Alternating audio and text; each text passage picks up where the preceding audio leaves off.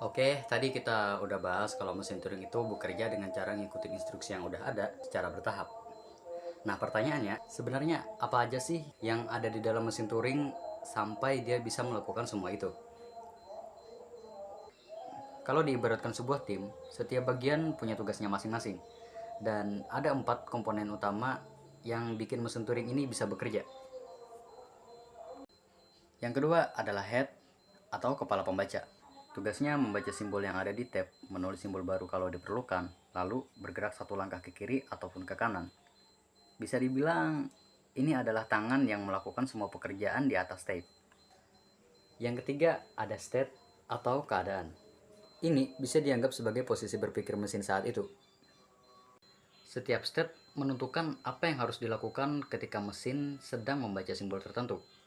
Jadi, keputusan mesin tergantung pada kombinasi antara state yang sedang aktif dan simbol yang sedang dibaca. Yang terakhir ada aturan transisi atau transition function. Aturan inilah yang memberitahu mesin apakah harus menulis simbol baru, pindah ke kiri atau ke kanan, atau berganti ke state berikutnya. Jadi kalau disimpulkan, tape itu sebagai tempat penyimpanan. Head itu yang bertugas untuk membaca dan menulis.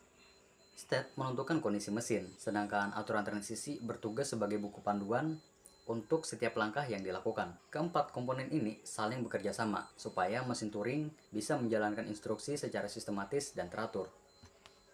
Oke, sekarang kita udah tahu apa itu mesin Turing, dari konsep dasarnya sampai komponen-komponen apa aja nih yang ia miliki. Nah, pertanyaan terakhir sebelum masuk ke contoh adalah, sebenarnya gimana sih cara mesin Turing bekerja? Biar gampangnya, bayangin aja kayak orang yang lagi ngerjain tugas atau ngerjain soal, pokoknya ngerjain sesuatu ya. Tapi dia cuma boleh melakukan satu langkah dalam satu waktu, nggak boleh lompat-lompat dan nggak boleh asal nebak. Jadi emang terstruktur dia. Prosesnya selalu dimulai dari head yang membaca simbol di tape. Setelah simbol itu terbaca, mesin akan melihat state atau kondisi yang sedang aktif. Nah, dari kombinasi simbol dan state inilah, mesin mencari instruksi yang sesuai di dalam aturan transisi. Kalau aturannya bilang simbol harus diganti, ya mesin akan menulis simbol baru. Kalau dia diperintahkan untuk bergerak ke kanan, ya dia akan geser satu langkah ke kanan. Dan kalau ia diperintahkan untuk satu langkah ke kiri, dia akan pindah satu langkah ke kiri. Setelah itu, state-nya bisa berubah sesuai aturan yang berlaku.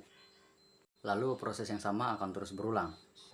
Baca simbol, cek aturan, jalankan perintah, pindah posisi, ganti state, lalu ulang lagi. Gitu aja terus sampai kondisi mesin capai kondisi akhir atau memang udah nggak ada lagi aturan yang bisa dijalanin. Jadi sebenarnya mesin Turing itu cara kerjanya nggak terlalu rumit. Dia hanya ngulang-ngulang langkah sederhana secara sistematis dan konsisten. Tapi justru dari proses sederhana yang dilakukan berulang-ulang inilah, sebuah mesin Turing secara teori mampu menyelesaikan berbagai macam persoalan komputasi. Dan itu juga menjadi dasar cara kerja komputer modern hingga sekarang.